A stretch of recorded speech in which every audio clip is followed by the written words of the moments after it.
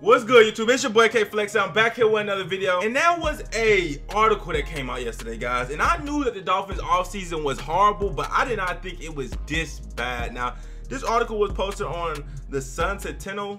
I think that's how you say it. I'm not from Florida, so don't laugh at me if I said it wrong.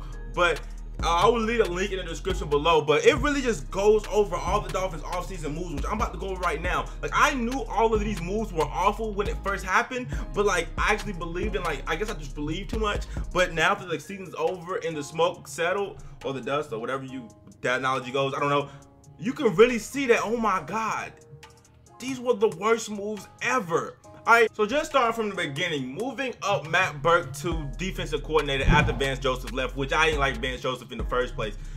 But you think about it, Matt Bert was the linebacking coach last year. Our linebackers were trash last year, atrocious last year.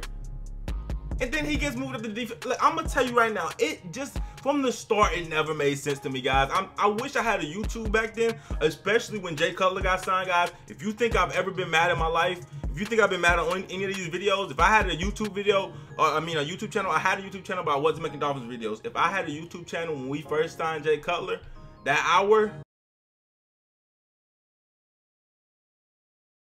But anyways, Matt Bert was the linebacking coach. Our linebackers got moved up to defensive. I never understood why he got moved up to defensive coordinator. Never in life, all right?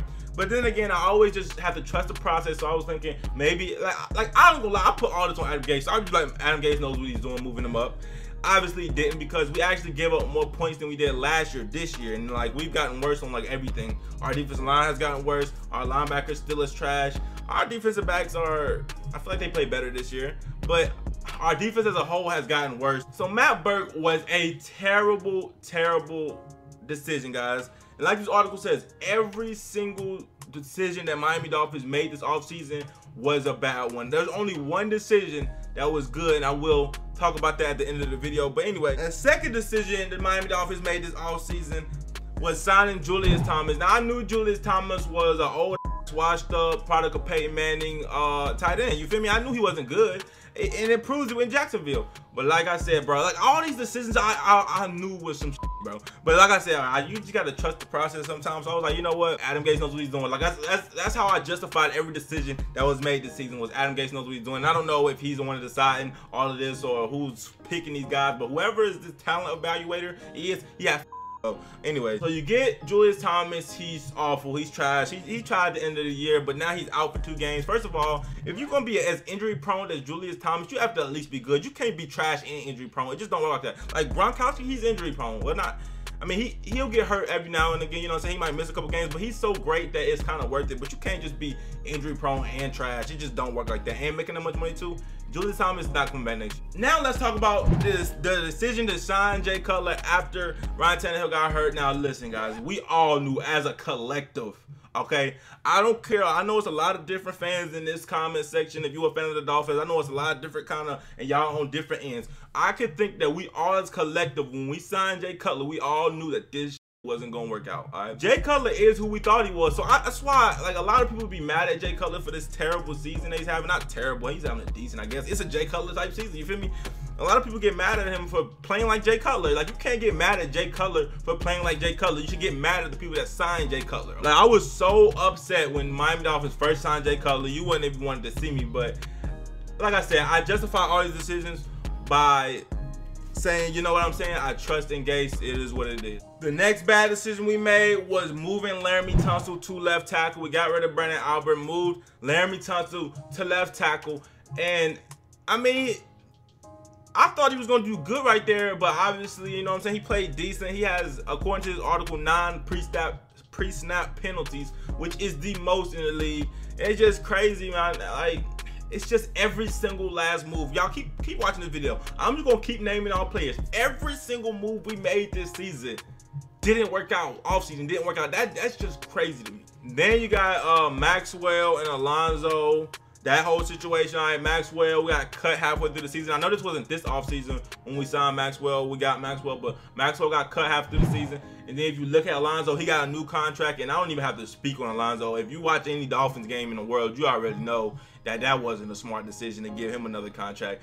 And he would, I think I read in this article that he would have been playing for $3.9 million this season if we didn't re-sign him. But instead, he got, you know what I'm saying, $10 million or whatever he got guaranteed. And just sad, guys, just sad. We didn't have to do this, you know what I'm saying? We never had to re-sign Kiko Alonso. It just makes no sense. Another off-season, just unexplainable, unexcusable mistake. Andre Branch now. It's time to talk about Andre Branch. Now, this dude right here, bro, I ain't gonna lie, I didn't expect him to be this awful. I didn't think he was that good last year, honestly. I didn't think he was that good to get another contract last year, but apparently the Dolphins, like he was, got a new big contract, and I promise you I haven't seen his name once. All right, I know he's been hurt some games. Somebody commented and said, well, if they would stop holding him, he would do more. They was like, oh, he's getting held too much. Listen, man. Every defensive lineman get held. You think they choosing to hold Andre Branch over Sue and Wake? You mean to tell me that they're going to choose to hold Andre Branch and that's why he's not producing? Stop it, okay? Stop it. Andre Branch is not producing because Andre Branch is some shit. That was like one of the worst signings ever, man. I still can't stand Andre Branch. Like, that's one of my least favorite dudes on the team right now is Andre Branch, man. It's just the amount of money. It's like, we got some trash players on the team, don't get me wrong. But if you're making that much money, you trash, you feel me? It's just that combination right there. If it's a player that's making a lot of money and trash, I just can't deal with it, man. I just cannot deal with it. And then we have William Hayes. William Hayes was a good signing. I ain't gonna lie, William Hayes did his thing, but this is what never made sense to me. Why draft Charles Harris, okay? Re-sign Andre Branch, okay? You already have Cameron Wake, and then sign William Hayes. All of these players making all this money. These are top paid players on our team making all this money, and they all play like the same position. They're all defensive ends. Why do you need 5, 6 defensive ends to go with Sue? You don't need all defensive ends. But anyway, we signed William Hayes. He worked out, but he was not available down the stretch when we needed him the most. He got hurt, and he wasn't even playing all the snaps. He just got hurt. You know what I'm saying? He just wasn't available when we needed him the most. So maybe if he would have played the full 17 games, he would have been worth it. But at this point, he's not worth it, especially when you got a guy that plays his same position that's making all that money. He don't need to be taking snaps off. If he do, he need to be taking minimum snaps off, pretty much. Now we got to the lone good decision that was made this offseason. There was one thing that was a good decision on Miami's offseason, guys. And you know what it was? Cody Parkey, the kicker. That is the only player this offseason that the Miami Dolphins did the right thing to. We signed Cody Parkey. I think he missed 2 field goals all season. So that is a wonderful thing. At least our kicker is pretty good, all right? That's about it, though. Everything else is crazy, man. Everything else makes no sense, guys. What you guys do in the comment section, I want you guys to tell me what decisions you think were the right decisions or the wrong decisions this offseason. Me personally, I knew all these decisions were bad. I ain't gonna lie. I knew all these decisions were bad, all right? And that's easy. That hindsight is 20/20. It's easy for me to say that now. But I'm seriously, I'm thinking in my head, like, why are we drafting Charles Harris when we have Andre Branch just re-signed? We have Wake. Oh, why are we signing William Hayes now? Why do we need all these DNs? Like, I was thinking all this in my head. And Jay Cutler, obviously, when Jay Cutler got signed, I'm like, what the f are y'all doing? You feel me? Most teams in that situation, if Tannehill gets hurt, okay, I understand you don't want to sign Kaepernick, political reasons. I know all the politics, I'm not getting into it.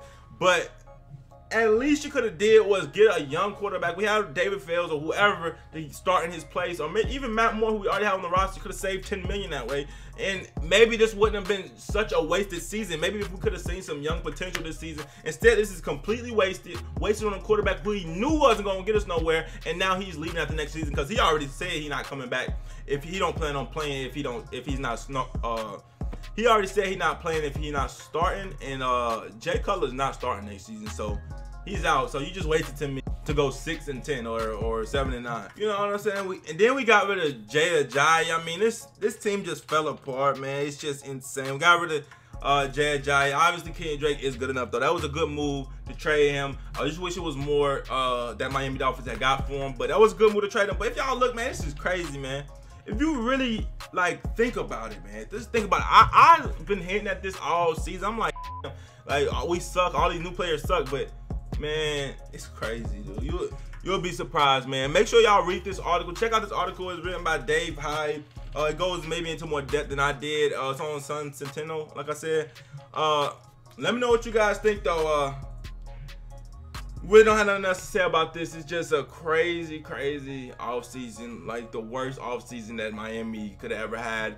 And I don't know whose job needs to be gone, but like whoever, I don't know if it's Adam Gase or Chris Greer or Tannenbaum, whatever his name is. I don't know who is deciding these players, like who's evaluating his talent in the offseason, but they don't need to evaluate. With that being said, that's gonna wrap up this video. Make sure to leave a like, comment, subscribe, and I'm out. For the crystal many times, but I knew this moment to come. Now it's my time. I gotta make up for all them nights that my mama cried. I'm going in, I'm putting